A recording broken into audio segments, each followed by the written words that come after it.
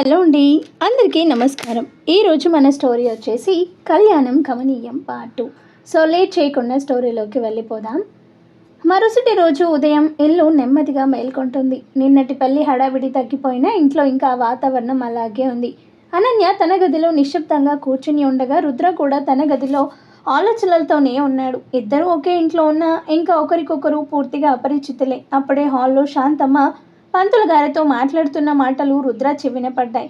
పంతులు గారు, పెళ్ళి అయిపోయింది కాబట్టి శోభన ముహూర్తం ఎప్పుడు బాగుంటుందో చూడండి అని శాంతమ్మ అడిగింది. పంతులు గారు పంచాంగం చూస్తూ ఈ వారంలోని మంచి ముహూర్తం ఉంది, గురువారం రాత్రి చాలా శుభంగా ఉంది అన్నారు. ఆ మాటలు విన్న రుద్ర ముఖం ఒక్కసారిగా గంభీరంగా మారింది. కొన్ని క్షణాలు అక్కడే నిలబడి ఆలోచించి తరువాత నేరుగా వాళ్ళ దగ్గరకు వచ్చాడు. నానమ్మ, ఇప్పుడే అవసరం లేదు అన్నాడు ప్రశాంతంగా. శాంతమ్మ ఆశ్చర్యంగా తన వైపు చూసింది. ఏంట్రా, అవసరం లేదా అంటే? కొన్ని రోజులు ఆ విషయం గురించి ఆలోచించకపోతే మంచిది అన్నాడు రుద్ర. ఎందుకు? పెళ్ళి అయిపోయింది కదా, అందులో ఆలోచించాల్సిందేముంది అని శాంతమ్మ అడిగింది. రుద్ర కొద్దిసేపు మౌనంగా ఉండి, నానమ్మ, అనన్య పరిస్థితి నీకు కూడా తెలుసు. నిన్న ఉదయం వరకు ఆమె జీవితం ఒకలా ఉంది, సాయంత్రానికి మొత్తం మారిపోయింది. ఆమె ఇంకా షాప్ నుంచి బయటకు రాలేదు అన్నాడు. శాంతమ్మ కొంచెం నెమ్మదిగా, అది నిజమే, కానీ ఇవన్నీ పెళ్లిలో సహజం కాదా అని అడిగింది. రుద్ర తలూపాడు. సహజమే, కానీ ఇది సాధారణ పరిస్థితుల్లో జరిగిన పెళ్లి కాదు. ఆమెకి కొంత సమయం కావాలి. ఈ ఇంటికి, ఇక్కడ మనుషులకి, ఈ కొత్త జీవితానికి అలవాటు పడాలి అన్నాడు. శాంతమ్మ అతని మాటలు శ్రద్ధగా వింటుంది. అంటే నేను చెప్పేది ఒకటే, ఆమెకి ఎలాంటి ఒత్తిడి ఉండకూడదు. ప్రస్తుతం ఆమె మనసులో చాలా బాధ ఉంది. అలాంటి సమయంలో ఇంకో కొత్త బాధ్యతను ఆమె మీద పెట్టడం నాకు ఇష్టం లేదు అన్నాడు రుద్ర. శాంతమ్మ కొద్దిసేపు ఆలోచించింది. నువ్వు ఆ అమ్మాయి గురించి ఇంతగా ఆలోచిస్తున్నావంటే నాకు సంతోషంగా ఉంది, కానీ ఈ నిర్ణయం తీసుకునే ముందు అనన్యతో మాట్లాడావా అని అడిగింది. రుద్ర చిన్నగా నవ్వాడు. ఇప్పటి వరకు సరిగ్గా మాట్లాడడానికి అవకాశం రాలేదు నానమ్మ, కానీ ఆమె కళ్ళల్లో కనిపిస్తున్న భయం చూస్తే చాలు సమాధానం అర్థమవుతుంది అన్నాడు. ఆ మాట విన్న శాంతమ్మ ముఖంలో చిన్న చిరునవ్వు వచ్చింది. సరే, నీ ఇష్టం, కానీ ఒక్క విషయం గుర్తుపెట్టుకో. ఏంటి? భార్యాభర్తల మధ్య బంధం అనేది కేవలం పెళ్లితో ఏర్పడదు, ఒకరిని ఒకరు అర్థం చేసుకోవడం వల్ల ఏర్పడుతుంది అంది.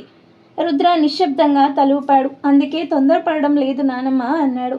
ఆ సమయంలో మెట్ల మీద నుంచి వస్తున్న అనన్యకి ఈ సంభాషణలో కొంత భాగం వినిపించింది. పూర్తిగా కాకపోయినా రుద్ర తనకి సహాయం ఇవ్వాలని చెబుతున్నాడనే విషయం మాత్రం అర్థమైంది. మొదటిసారి ఆమె మనసులో అతని పట్ల చిన్న గౌరవం కలిగింది.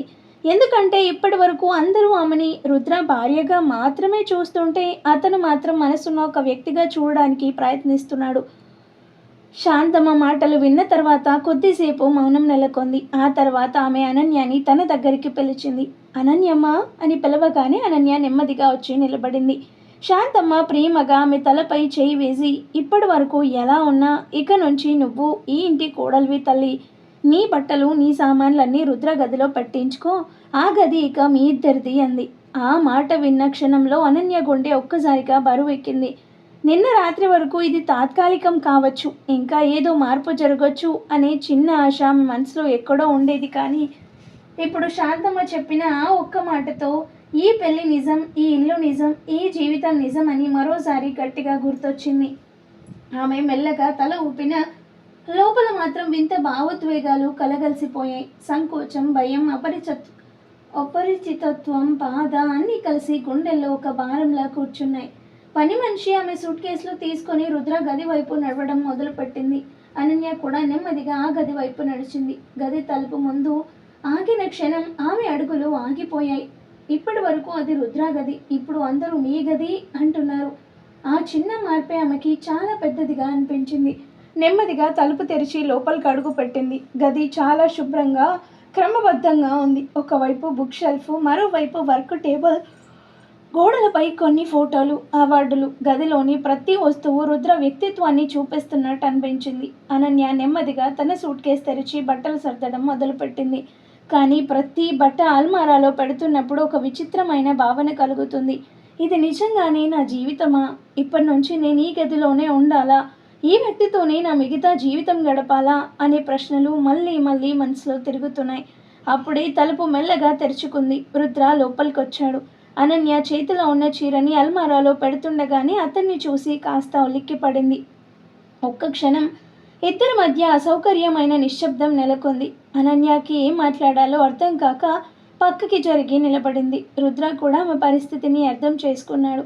అతను నేరుగా ఆమె వైపు చూడకుండా సామాన్లు సర్దుకుంటున్నావా అని అడిగాడు. అని మాత్రమే చెప్పింది. మళ్ళీ నిశ్శబ్దం. అనన్య మళ్ళీ తన బట్టలు సర్దుకోవడం మొదలుపెట్టింది. రుద్ర గది ఇక పూర్తిగా అపరిచితంగా అనిపించలేదు. అదే సమయంలో రుద్ర కూడా వెళ్ళే ముందు ఒకసారి వెనక్కి తిరిగి ఆమెని చూశాడు. ఆమె ఈ ఇంటికి అలవాటు పడడానికి ఎంత సమయం పడుతుందో తెలియదు, కానీ తొందర పెట్టకూడదని మాత్రం అతను మనసులో మరోసారి నిర్ణయించుకున్నాడు. రుద్ర తన చేతికి వాచ్ పెట్టుకుంటూ మెట్ల వైపు నడిచాడు. అతని మనసులో అప్పటికే ఆఫీస్ పనులే తిరుగుతున్నాయి. ఇంట్లో ఉన్న ఈ అసౌకర్యమైన వాతావరణం కంటే పని మీద దృష్టి పెట్టడం సులభంగా అనిపించింది. బామ్మ, నేను ఆఫీస్కి వెళ్ళొస్తాను అని ఆమె వైపు చూస్తూ చెప్పాడు. అది విన్న శాంతమ్మ ఒక్కసారిగా, ఏమన్నావు? ఆఫీస్కి వెళ్తానానమ్మా, 2 రోజులుగా అక్కడికి వెళ్ళలేదు అన్నాడు రుద్ర. శాంతమ్మ కనుబొమ్మలు ముడిచింది. ఇప్పుడు వెళ్ళడం చాలా అవసరమా? పని ఉంది నానమ్మ. పని ఎప్పుడూ ఉంటుంది, కానీ నీ భార్యకి పెళ్ళై ఈ ఇంట్లోకి వచ్చి 24 గంటలు కూడా కాలేదు అంది గంభీరంగా. రుద్ర నిశ్శబ్దంగా నిలబడ్డాడు. నానమ్మ, నేను ఇంట్లో ఉన్నా లేకపోయినా పెద్ద తేడా ఉండదు. ఆమె కూడా నాతో మాట్లాడలేదు అన్నాడు. శాంతమ్మ చిన్నగా నవ్వింది. నువ్వు మాట్లాడటానికి ప్రయత్నించావా అని అడిగింది శాంతమ్మ. ఆ ప్రశ్నకి రుద్ర దగ్గర వెంటనే సమాధానం లేదు. ఆమె పరిస్థితి చూసావు కదా నానమ్మ అంటాడు. చూశాను, అందుకే చెప్తున్నాను అంది శాంతమ్మ. ఆ అమ్మాయి ఈ ఇంట్లో పూర్తిగా ఒంటరిగా ఉంది. తన అమ్మ వెళ్ళిపోయింది. తన వాళ్ళు ఎవరూ లేరు. కొత్త మనుషులు, కొత్త ఇల్లు, కొత్త జీవితం. ఇలాంటి సమయంలో ఆమె భర్త కూడా ఉదయం ఆఫీస్కి వెళ్ళిపోతే ఎలా ఉంటుంది ఆలోచించావా? రుద్ర కాసేపు మౌనంగా ఉండిపోయాడు. కానీ నేను వెళ్ళి ఏం మాట్లాడాలి? ఆమెకి కూడా నాతో మాట్లాడాలని ఉండకపోవచ్చు అన్నాడు నిజాయితీగా. శాంతమ్మ దగ్గరకు వచ్చి అతని భుజంపై చేయి వేసింది. మాట్లాడడం అంటే ప్రేమ కథలు చెప్పడం కాదురా, కనీసం ఎలా ఉన్నావు అని అడగటం, ఏమైనా కావాలా అని అడగటం, భోజనం చేసావా అని అడగటం, అవే పెద్ద విషయాలు అవుతాయి అంది. రుద్ర ఆలోచనల్లో పడ్డాడు. నువ్వు నిన్న ఆమెకి సమయం కావాలి అన్నావు, అది నిజమే. కానీ సమయం ఇవ్వడం అంటే దూరంగా ఉండటం కాదు, ఆమెకి ఒత్తిడి లేకుండా భరోసాగా ఉండడం. శాంతమ్మ మాటల్లో ప్రేమతో పాటు అనుభవం కూడా ఉంది. ఆ అమ్మాయి నిన్ను భర్తగా అంగీకరించడానికి ముందు నిన్ను నమ్మగల వ్యక్తిగా చూడాలి. ఆ నమ్మకం ఒక్క రోజుల్లో రాదు అంది. రుద్ర లోతుగా ఊపిరి తీసుకున్నాడు. అంటే ఈరోజు ఆఫీస్కి వెళ్ళొద్దా అని అడిగాడు రుద్ర. నేను వెళ్ళొద్దని చెప్పడం లేదు అంది శాంతమ్మ. కానీ వెళ్ళే ముందు ఆ అమ్మాయితో కాసేపు మాట్లాడి చూడు. ఆమె మనసులో ఉన్న భయం కొంచెమైనా తగ్గించు. నువ్వు తనకి అండగా ఉన్నావని భావన కలిగించు. తర్వాత ఆఫీస్కి వెళ్తే వెళ్ళిరా అనగానే రుద్ర తల దించుకొని కాసేపు ఆలోచించాడు. మెట్లపై నిలబడి ఉన్న అనన్య అతనికి గుర్తొచ్చింది. నిన్నటి నుంచి ఆమె కళ్ళల్లో కనిపిస్తున్న ఆ అయోమయం, ఆ ఒంటరితనం గుర్తొచ్చింది. చివరికి చిన్నగా తలూపాడు. సరే నానమ్మ అన్నాడు రుద్ర. శాంతమ్మ ముఖంలో సంతృప్తి కనిపించింది. అదే మంచిది. రుద్ర మెట్ల వైపు చూశాడు. పై అంతస్తులో ఎక్కడో తన గదిలో ఉన్న అనన్య గుర్తొచ్చింది.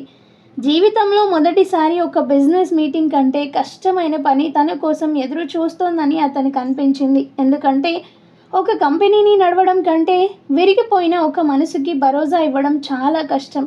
కానీ ఆ ప్రయత్నం చేయాల్సిన సమయం వచ్చిందని అతనికి అర్థమైంది. చూస్తుంటే రుద్ర మాత్రం ఆమెని ఒక మనసున్న వ్యక్తిగా చూడడానికి ప్రయత్నిస్తున్నాడు. అది ప్రేమ కాదు, కానీ ప్రేమకి ముందుగా రావాల్సిన గౌరవానికి మొదటి అడుగు మాత్రం. రుద్ర కొన్ని క్షణాలు గది తలుపు బయటే నిలబడ్డాడు. బిజినెస్ మీటింగ్స్లో 100 మందితో మాట్లాడగలిగే అతనికి ఇప్పుడు ఒక అమ్మాయితో 2 మాటలు మాట్లాడడం ఎందుకో కష్టంగా అనిపించింది. చివరికి మెల్లగా తలుపు తట్టి లోపలికి అడుగు పెట్టాడు. అనన్య ఇంకా అల్మారాలో బట్టలు సర్దుతూనే ఉంది. అతను లోపలికి వచ్చినా తలెత్తి చూడలేదు. అది చూసిన రుద్ర కొద్దిసేపు మౌనంగా నిలబడి, అనన్య, నేను కాసేపట్లో ఆఫీస్కి వెళ్తాను. వెళ్ళే ముందు నీతో ఒక్కసారి మాట్లాడాలని వచ్చాను అన్నాడు. ఆ మాట విన్న అనన్య చేతిలో ఉన్న చీరని మడత పెడుతూనే చిన్నగా సరే అంది. ఆమె స్వరంలో మర్యాద ఉంది, కానీ ఆప్యాయత లేదు. అది రుద్రకు అర్థమైంది.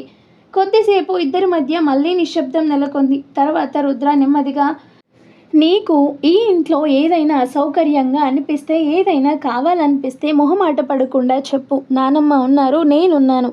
నువ్వు ఇక్కడ ఒంటరిగా ఉన్నట్టు ఎప్పుడు అనుకోకు అన్నాడు. ఆ మాటలు విన్న అనన్య మొదటిసారి అతని వైపు చూసింది. కొన్ని క్షణాలు అతని కళ్ళలోకి చూసి ఒంటరిగా లేనట్టు అనుకోవడం అంత సులభం కాదు అంది. ఆ మాటలో దాగి ఉన్న బాధ స్పష్టంగా వినిపించింది. రుద్ర ఆమెని సమర్థించేలా తల ఊపి, తెలుసు, నిన్నటి వరకు నీ జీవితం ఒకలా ఉంది, ఇప్పుడు ఒక్క రోజులో అంతా మారిపోయింది. అందుకే నువ్వు ఎలా ఫీల్ అవుతున్నావో పూర్తిగా అర్థం కాకపోయినా అర్థం చేసుకోవడానికి ప్రయత్నిస్తున్నాను అన్నాడు. అనన్య కళ్ళల్లో క్షణం ఆశ్చర్యం మెరిసింది. ఇప్పటి వరకు ఎవరూ తన బాధని అర్థం చేసుకోవడానికి ప్రయత్నించలేదని ఆమెకు అనిపించింది. అయినా వెంటనే తన మనసుని అదుపులో పెట్టుకొని అర్థం చేసుకోవడానికి ప్రయత్నించడం వేరు, నిజంగా అర్థం చేసుకోవడం వేరు అంది. ఆ మాట రుద్రాకి గుచ్చుకున్న ఆమెని తప్పుపట్టలేదు. అవును, నువ్వు చెప్పింది నిజమే.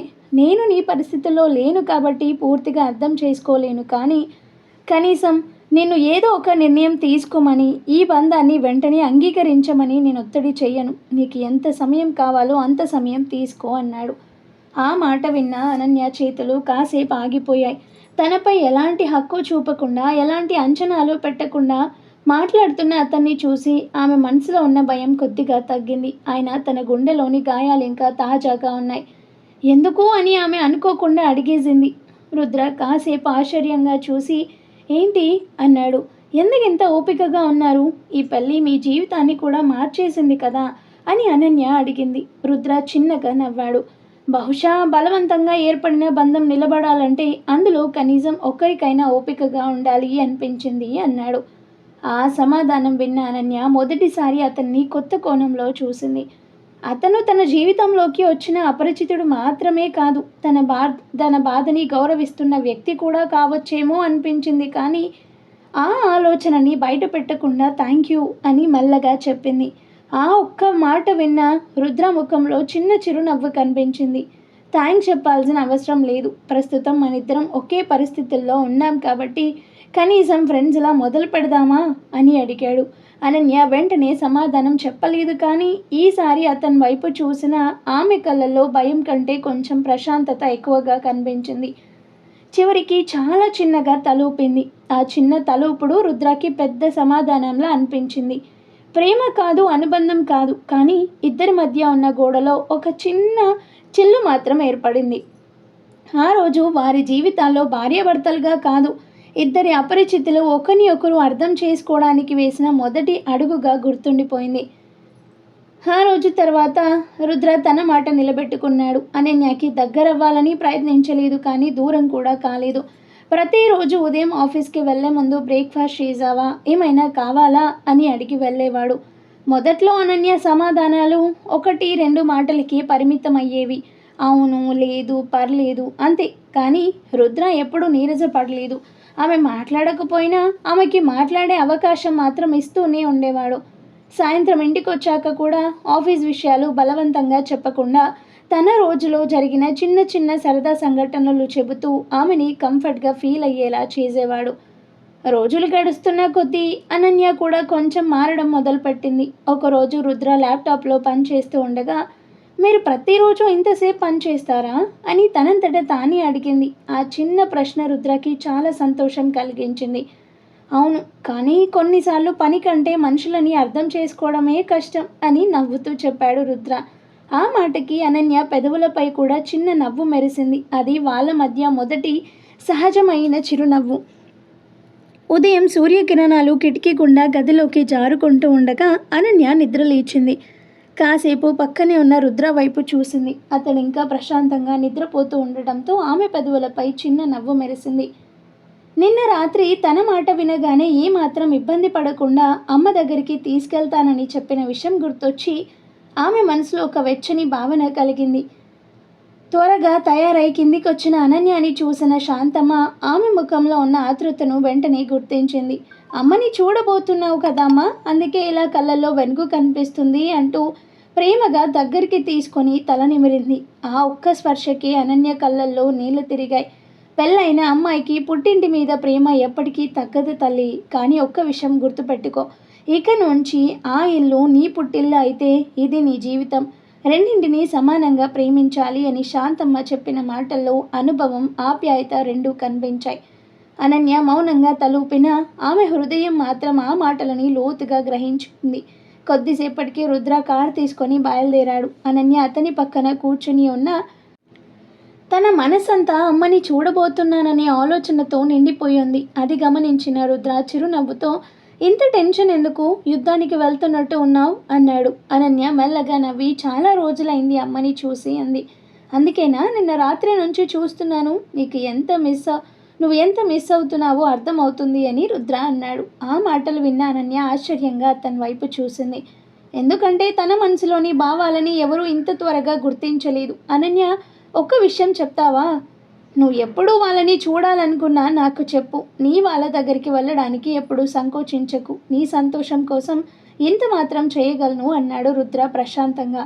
ఆ క్షణంలో అనన్యకి ఏదో తెలియని భరోసా కలిగింది. మాటల్లో చెప్పగలేకపోయినా అతనిపై ఉన్న అపరిచిత భావం కొద్ది కొద్దిగా కరిగిపోతున్నట్టు అనిపించింది.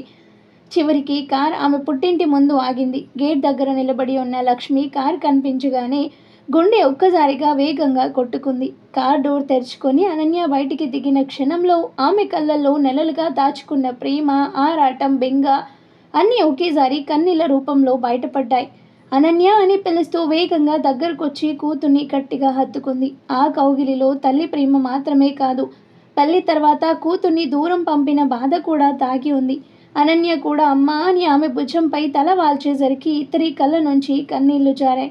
కొద్దిసేపు ఇద్దరూ ఏం మాట్లాడలేదు. ఎందుకంటే కొన్ని బంధాలకి మాటల కంటే మౌనమే ఎక్కువగా మాట్లాడుతుంది. తర్వాత లక్ష్మి ఆమె ముఖాన్ని చేతుల్లోకి తీసుకుని, బాగున్నావా తల్లి? నిజంగా సంతోషంగానే ఉన్నావా అని అడిగింది. ఆ ప్రశ్నలో తల్లి ఆందోళన స్పష్టంగా కనిపించింది. అనన్య చిన్నగా నవ్వుతూ తల ఊపిన సుజాత మాత్రం కూతురి కళ్ళల్లోకి ప్రతి భావాన్ని చదవడానికి ప్రయత్నించింది. అప్పుడు ఆమె దృష్టి రుద్ర మీద పడింది. కార్ పక్కనే నిలబడి ఉన్న అతన్ని చూసి, రా బాబు లోపలికి రా అంది. కానీ రుద్ర మర్యాదగా, ఆఫీస్కి ఆలస్యం అవుతుందత్తయ్య, సాయంత్రం వచ్చి తీసుకెళ్తాను అన్నాడు. ఆ మాట విన్న లక్ష్మీ కళ్ళల్లో కృతజ్ఞత మెరిసింది. తన కూతురు కోరికని అర్థం చేసుకొని స్వయంగా తీసుకొచ్చిన అల్లుడిపై ఆమెకి గౌరవం పెరిగింది. రుద్ర వెళ్ళిపోతుండగా అనన్య తెలియకుండానే అతడు వెళ్ళే దారి వైపు చూస్తూ నిలబడిపోయింది. రుద్ర కార్ కనిపించకుండా దూరంగా వెళ్ళిపోయిన తర్వాత కూడా అనన్య కొన్ని క్షణాలు అదే వైపు చూస్తూ నిలబడిపోయింది. ఆమె చూపుల్లో ఏదో కొత్త ఆలోచన కనిపించింది. అది గమనించిన లక్ష్మి తనలో తాను చిన్నగా నవ్వుకుంది. తర్వాత ఇద్దరు కలిసి ఇంట్లోకి వెళ్ళారు. హాల్లోకి అడుగు పెట్టగానే లక్ష్మి వెంటనే అనన్యని తన పక్కన కూర్చోబెట్టుకొని ఎన్నో రోజుల తర్వాత కూతుర్ని చూసిన తల్లిలా ఆమె ముఖాన్ని ఆప్యాయంగా చూస్తూ, ఎలా ఉన్నావమ్మా? అక్కడందరూ నిన్ను బాగా చూసుకుంటున్నారా? నీకు ఏ ఇబ్బంది లేదుగా అని వరుసగా అడగటం మొదలుపెట్టింది. ఆ ప్రశ్నలో తల్లి ప్రేమతో పాటు కూతురు గురించి ఉన్న బెంగ కూడా స్పష్టంగా కనిపించింది. అనన్య మెల్లగా ఆమె చేతిని పట్టుకొని, నేను బాగానే ఉన్నానమ్మా, అందరూ చాలా మంచిగా చూసుకుంటున్నారు. ముఖ్యంగా బామ్మ నన్ను అస్సలు కోడలిలా కాదు, మనవరాలిలా చూసుకుంటుంది అంది. అది విన్న లక్ష్మి ముఖంలో కాస్త ప్రశాంతత కనిపించిన ఆమె మనసులో ఉన్న అసలు ప్రశ్న మాత్రం ఇంకా అలాగే ఉంది. కొద్దిసేపు మౌనంగా ఉండి, అనన్య, నిజం చెప్పు తల్లి, నీ జీవితం ఇప్పుడు ఎలా ఉంది? రుద్రతో సంతోషంగా ఉన్నావా అని మెల్లగా అడిగింది. ఆ ప్రశ్న విన్న అనన్య కాసేపు నిశ్శబ్దంగా ఉండిపోయింది. ఎందుకంటే ఆ ప్రశ్నకి సమాధానం ఆమెకే పూర్తిగా తెలీదు. రుద్ర తనని ఎప్పుడూ బాధ పెట్టలేదు, బలవంతము చేయలేదు. తన భావాలని గౌరవించాడు. కానీ అదే సమయంలో వారి మధ్య ఇంకా భార్యాభర్తల అనుబంధం పూర్తిగా ఏర్పడలేదు. ఏమని చెప్పాలో తెలియడం లేదమ్మా అని నెమ్మదిగా అంది. రుద్ర చాలా మంచివాడు. నేనేం మాట్లాడినా వింటాడు, నా గురించి ఆలోచిస్తాడు కూడా. కానీ మా ఇద్దరి మధ్య ఇంకా ఒక దూరం ఉంది. ఒకరినొకరం అలవాటు పడుతున్నట్టున్నాం. అతన్ని చూస్తే భయం వేయదు, ఇబ్బంది అనిపించదు. కానీ అతన్ని పూర్తిగా అర్థం చేసుకోవడానికి ఇంకా సమయం కావాలనిపిస్తుంది అంది. లక్ష్మి ఆమె మాటలన్నీ శ్రద్ధగా విని ప్రేమగా ఆమె తల నిమిరింది. అదే సహజం తల్లి. పెళ్ళి అయిన మరుసటి రోజే ప్రేమ పుట్టదు. ఒక మనిషిని అర్థం చేసుకోవడానికి, అతని మనసులో చోటు సంపాదించుకోవడానికి సమయం పడుతుంది. కానీ నువ్వు ఇప్పుడే అతడి గురించి చెబుతున్న మాటలు వింటుంటే నీకు అతడిపై గౌరవం ఏర్పడిందని అర్థమవుతుంది. ప్రేమ కంటే ముందు గౌరవం రావాలి. అది ఉంటే మిగతావన్నీ నెమ్మదిగా వాటంతట అవే వస్తాయి అంది. అనన్య తల్లి భుజంపై తల వాల్చుకొని కూర్చుంది. నిజం చెప్పాలంటే అమ్మా, నిన్న రాత్రి నిన్ను చూడాలని ఉందని చెప్పిన వెంటనే రేపు నేనే తీసుకెళ్తానన్నాడు. ఈరోజు కారులో వస్తుంటే కూడా నీ దగ్గరికి రావడానికి ఎప్పుడు సంకోచించొద్దని చెప్పాడు. ఆ మాటలు విన్నప్పుడు ఎందుకో నాకు చాలా హాయిగా అనిపించింది అంది అనన్య. అది విన్న లక్ష్మి కళ్ళల్లో ఆనందం మెరిసింది. అయితే నీ జీవితంలో మంచి మనిషి వచ్చాడు తల్లి.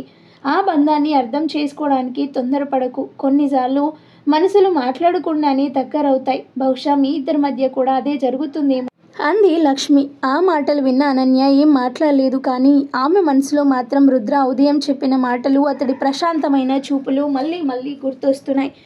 మొదటిసారి అతడి గురించి ఆలోచిస్తుంటే ఆమె పెదవులపై తెలియకుండానే ఒక చిన్న చిరునవ్వు మెరిసింది. లక్ష్మి అనన్యకి ఇష్టమైన కాఫీ చేసి తీసుకొచ్చింది. ఇద్దరు హాల్లో కూర్చున్నారు. మొదట్లో అనన్య తన పెళ్ళి, ఇంటి విషయాలు, శాంతమ్మ గురించి, అక్కడి వాతావరణం గురించి చెబుతూ ఉండగా ఒక్కసారిగా లక్ష్మి ముఖాన్ని గమనించింది. ఆమె నవ్వుతూ మాట్లాడుతున్న ఆ నవ్వు కళ్ళ వరకు చేరడం లేదు. ఎక్కడో లోపల ఏదో బాధ దాచుకున్నట్టుగా అనిపించింది. అమ్మా, నువ్వెలా ఉన్నావు అని అనన్య మెల్లగా అడిగింది. నేనా? బాగానే ఉన్నాను తల్లి అంది లక్ష్మి వెంటనే. బాగానే ఉన్నావా లేక బాగున్నానని చెబుతున్నావా అని అనన్య మళ్ళీ అడిగింది. లక్ష్మి కాసేపు మౌనంగా ఉండి, అదేం ప్రశ్నమ్మా, నేను బాగానే ఉన్నాను అంటూ మాట దాటేయాలని చూసింది. కానీ అనన్య వదిలిపెట్టలేదు. అమ్మా, నేను నీ కూతుర్ని. చిన్నప్పటి నుంచి నీ ముఖం చూస్తే నీ మనసులో ఏముందో చెప్పేదాన్ని. ఇప్పుడు కూడా అదే. ఏదో జరిగింది, నువ్వు నాకేం చెప్పడం లేదు. లక్ష్మి చూపులు ఒక్కసారిగా పక్కకి తిరిగాయి. ఏం లేదనన్య, నువ్వు ఇప్పుడే వచ్చావు, నీకు సంతోషంగా ఉండాల్సిన రోజు ఇది. అవసరం లేని విషయాలు ఎందుకు అని లక్ష్మి అనగానే, అంటే నిజంగానే ఏదో ఉంది, లేకపోతే నువ్వు ఇలా మాట్లాడము. అనన్య స్వరంలో ఉన్న పట్టుదల చూసి లక్ష్మి గుండె భారంగా అయింది. ఇన్ని రోజులు కూతురికి చెప్పకుండా దాచుకున్న విషయం ఇక దాచలేనని అర్థమైంది. అనన్య అని మెల్లగా పిలిచింది. హా అమ్మా, ఈ ఇంటి మీద అప్పు ఉంది. ఆ మాట వినగానే అనన్య ముఖం మారిపోయిందా? అప్పా? ఏం అప్పు? లక్ష్మి లోతుగా నిట్టూర్చింది. మన అనారోగ్యం సమయంలో తీసుకున్న అప్పు, తర్వాత నీ చదువు, ఇంటి ఖర్చులు, అలా కొంచెం కొంచెంగా పెరిగిపోయింది. మొదట్లో తీర్చేయగలను అనుకున్నాను, కానీ పరిస్థితులు చేతికి అందలేదు. ఎంత ఉందమ్మా? చాలానే ఉంది తల్లి. ఎవరికి అప్పు? అప్పుడు లక్ష్మి కళ్ళల్లో భయం స్పష్టంగా కనిపించింది. జనార్దన్ రెడ్డికి అంది. ఆ పేరు వినగానే అనన్య గుండె ఒక్కసారిగా బరువెక్కింది. ఆ ఊర్లో జనార్దన్ రెడ్డి అంటే వడ్డీ వ్యాపారం చేసే కఠినమైన వ్యక్తి అని అందరికీ తెలుసు. అతను వచ్చాడా అని అడిగింది. లక్ష్మి తలూపింది. నువ్వు పెళ్ళై వెళ్ళిన వారం తర్వాత వచ్చాడు. 2 రోజుల క్రితం కూడా వచ్చాడు. ఏమన్నాడు? లక్ష్మి కళ్ళల్లో నీళ్లు తిరిగాయి. ఈ నెల ఆఖరులోగా మొత్తం డబ్బు కట్టకపోతే ఇల్లు జప్తు చేస్తానన్నాడు.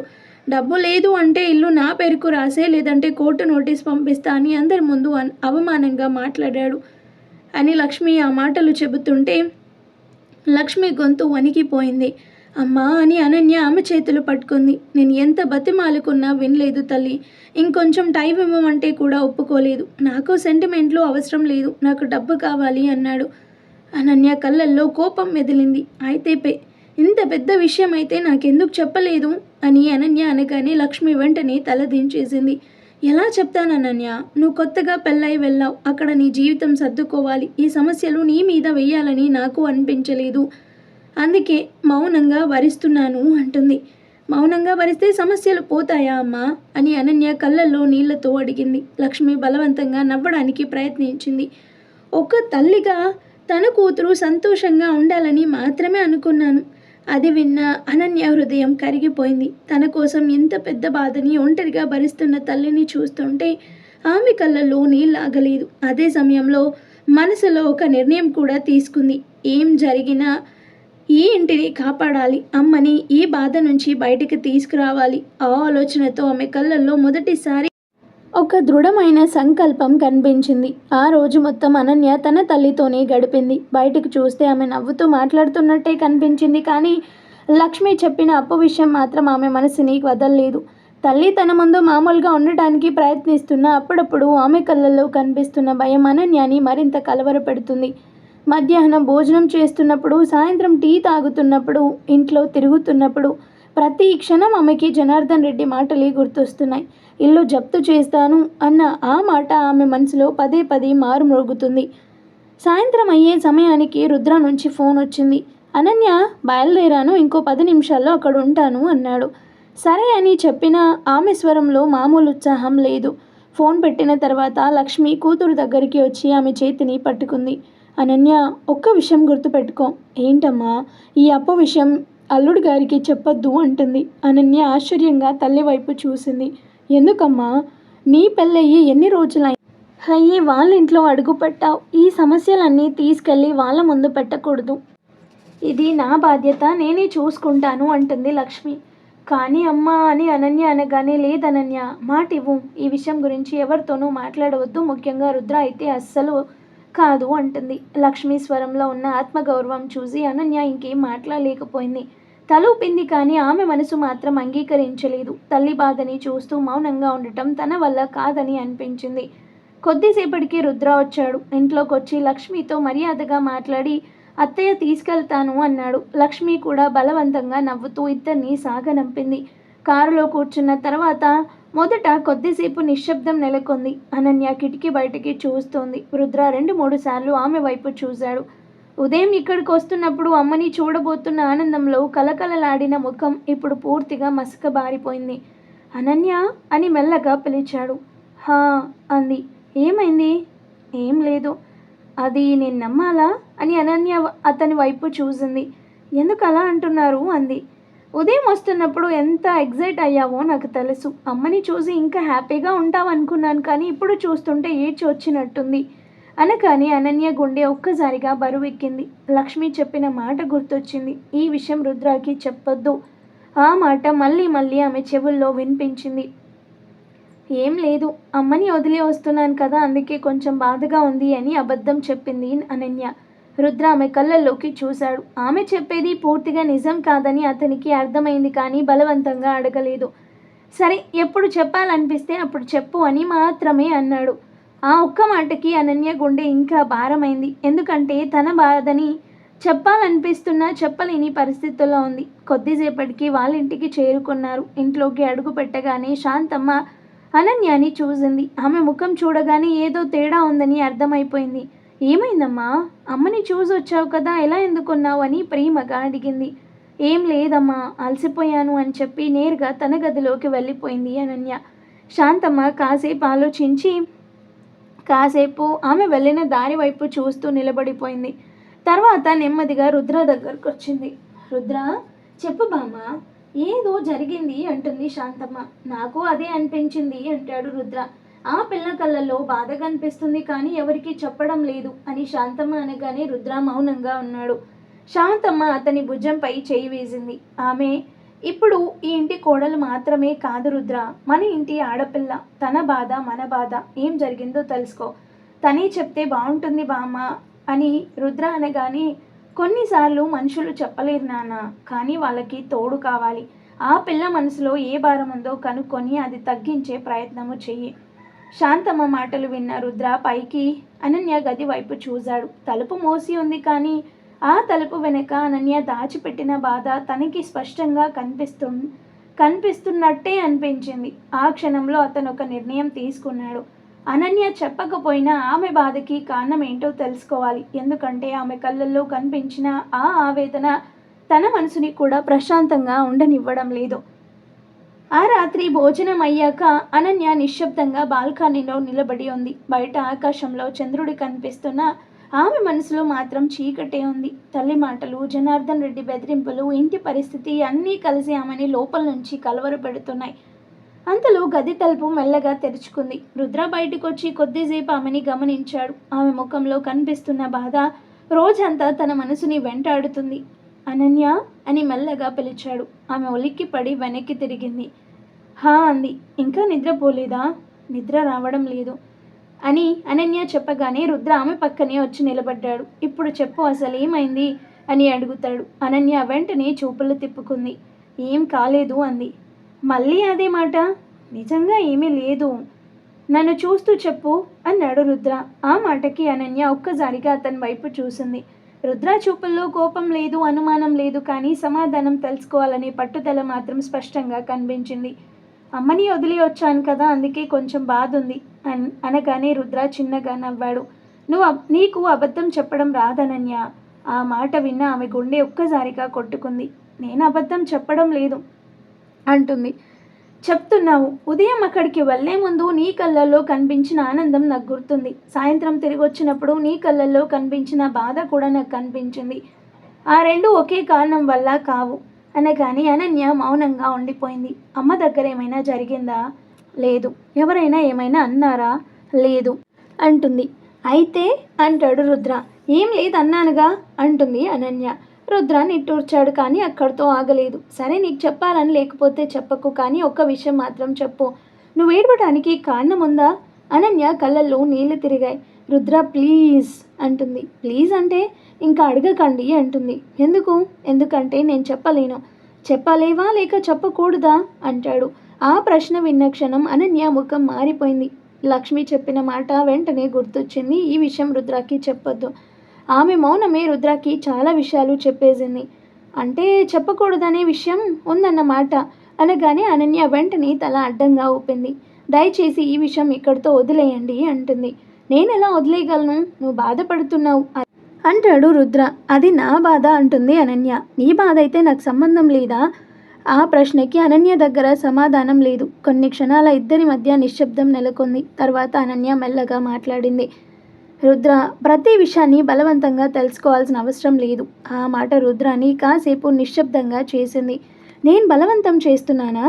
కొంచెం. నేను నిన్ను ఇబ్బంది పెడుతున్నానా? అవును అంటుంది. ఆ సమాధానం విన్న రుద్ర కళ్ళల్లో క్షణం పాటు బాధ మెరిసింది. నేను నీ బాధ తగ్గించాలనుకున్నాను అంటాడు. నాకు తెలుసు అంటుంది. అయితే ఎందుకు ఇలా దూరంగా పెడుతున్నావు అని రుద్ర అనగానే అనన్య కళ్ళల్లో కన్నీళ్లు మెరిశాయి. ఎందుకంటే కొన్ని విషయాలు నా చేతుల్లో లేవు. కొన్ని మాటలు నేను నిలబెట్టుకోవాలి. దయచేసి నన్ను ఇంకా ఇబ్బంది పెట్టకండి అనగానే రుద్ర ఆమెని కొద్దిసేపు నిశ్శబ్దంగా చూస్తూ నిలబడ్డాడు. అతనికి కోపం రాలేదు, కానీ ఒక వింత బాధ మాత్రం కలిగింది. ఎన్ని రోజులు ఆమె తనతో కొంచెం కొంచెంగా మనసు విప్పుతోందనుకున్నాడు, కానీ ఇప్పుడు ఆమె తన ముందు గోడ కట్టేసినట్టుగా అనిపించింది. చివరికి అతను నెమ్మదిగా తలూపాడు. సరే, ఆ ఒక్క మాట మాత్రమే అన్నాడు. అనన్య ఆశ్చర్యంగా అతని వైపే చూసింది. సరే అంటే అని అడిగింది. ఇక అడగను అంటాడు అని చెప్పి కాసేపు ఆగాడు. కానీ ఒక్క విషయం గుర్తుపెట్టుకో అనన్య, నువ్వు చెప్పాలని అనిపించిన రోజు వినడానికి నేను ఉంటాను. నువ్వు ఒంటరిగా భరించాల్సిన అవసరం లేదు. ఆ మాటల్లో ఉన్న నిజాయితీ అనన్య గుండెని తాకింది. రుద్ర ఇంకేం మాట్లాడకుండా తన గదిలోకి వెళ్ళిపోయాడు. మరి ఆ తర్వాత ఏం జరుగుతుందనేది నెక్స్ట్ ఎపిసోడ్లో చూద్దాం. స్టోరీ నచ్చితే లైక్ చేయండి అండ్ అలాగే మన ఛానల్ని కూడా సబ్స్క్రైబ్ చేసుకొని హైప్ ఆప్షన్ని క్లిక్ చేసి పాయింట్స్ ఇవ్వండి. స్టోరీ మీకు నచ్చుతుందా లేదా అనేది కామెంట్ చేయడం మాత్రం మర్చిపోద్దండి ప్లీజ్. ఇన్ని రోజులు జరిగిందంతా వదిలేయండి. బికాజ్ ఆఫ్ కొన్ని కారణాల వల్ల వీడియోస్ తీసేయాల్సి వచ్చింది. బట్ ఇప్పుడు నుంచి వస్తున్న స్టోరీస్ ఏవి కూడా మధ్యలో ఆపేయడం లేదు అండ్ అలాగే మధ్యలో తీసేయడము జరగదు. స్టార్ట్ చేస్తే అది ఎండింగ్ వరకు ఉంటుంది. అండ్ ఒక్కసారి నేను అప్లోడ్ చేశాను అంటే అది ఇంకెప్పటికైనా అలాగే ఉండిపోతుంది, తీసేయడం జరగదు. So trust me guys. So please అండి, ఇన్ని రోజులు ఎలా సపోర్ట్ చేశారో ఇప్పుడు కూడా అలాగే సపోర్ట్ చేస్తారు అని మనస్ఫూర్తిగా కోరుకుంటున్నాను. సో ఎలా ఉంది ఏంటి అనేది కామెంట్ చేయండి అండ్ అలాగే హైప్ ఆప్షన్ని క్లిక్ చేసి పాయింట్స్ కూడా ఇవ్వండి. Thank you.